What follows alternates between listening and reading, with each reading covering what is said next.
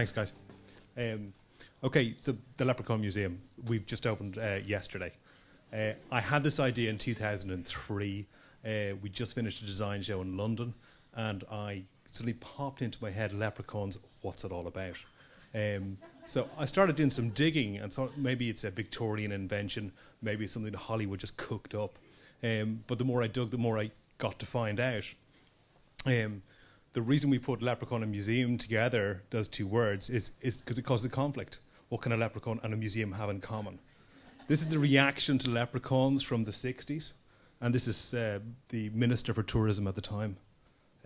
So you can see there's a pretty strong opinion on leprechauns, and it's reflected for the last 50 years in Ireland, particularly since Hollywood really took on the character and began to deliver out stereotypes against it that would be consumable by the American public. There's a lot going on with leprechauns.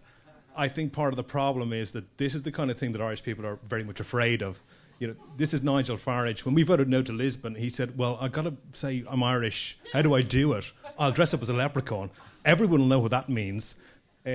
What we're going to do is try and reset the agenda. If we're not going to do anything about the leprechaun, then everybody else is going to do it for us. We have an opportunity here to explore the stereotype and then get stuck into some really meaty issues about identity and culture.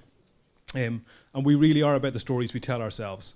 What we've done is we've formatted the experience as 14 chapters of a story.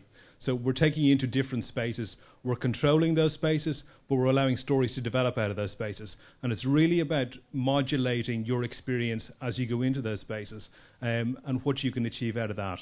They're very personalized. We're taking in small groups and leading them through the spaces. You'll see here we've got Irish identity going on with the areas.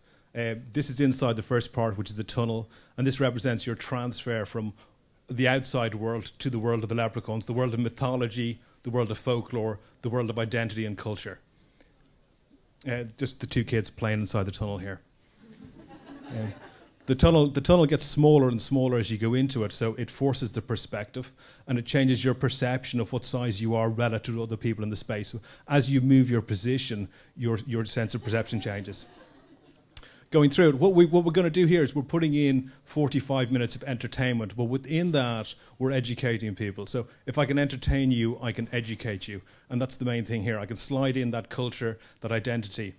We're using Ireland in some parts as a treasure map. We have a physical map of Ireland that's 14 foot long. And on top of that, we've projected the mythologies and the stories we tell ourselves across the landscape. So we can pick out particular landscapes and show you what relates to that. Now, like every good leprechaun museum, there is a crock of gold.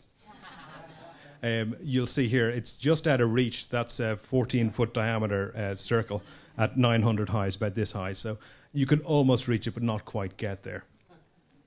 We also do a lot of work on terms of overlaying the mythologies with the archaeology. So we're saying all of the sites in Ireland have, all the archaeological sites also have mythologies associated with them. So we take you inside the Fairy Hill, and the bronze here represents the Fairy Hill. Then into different areas, this is the well room. We have a well. The well represents, in early medieval literature, a transference to another world. We have a well, you look down it, we have your face projected onto the water surface underneath, and there's a lot of things going on in there. This is where we're located. There's 16,000 square feet in there. We're looking to get people in for 45 minutes. There's a lot of storytelling going on in here. You get a guide to take you through the first part of it and to explain what the areas are and how they work together. Outside graphic of the building. It's pretty evident what it is. I think we've taken a very straight approach to the whole process. We've got to cover a lot of different groups, a lot of different cultures, and a lot of some animosity. I think we got in Time magazine today, so that's pretty good. But you know, what's happening is that people are engaging with it. Not all are positively engaging with it, but a lot of people are.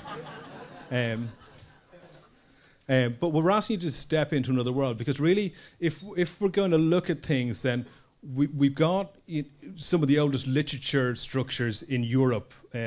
We've got a Celtic identity that has not been Romanized, because we weren't controlled by the Romans. So we've continued on a lot of this trans-European culture that exists longer here than elsewhere in Europe. And it becomes very interesting then to go back and re-explore the identities that we've developed for ourselves. That's my lot.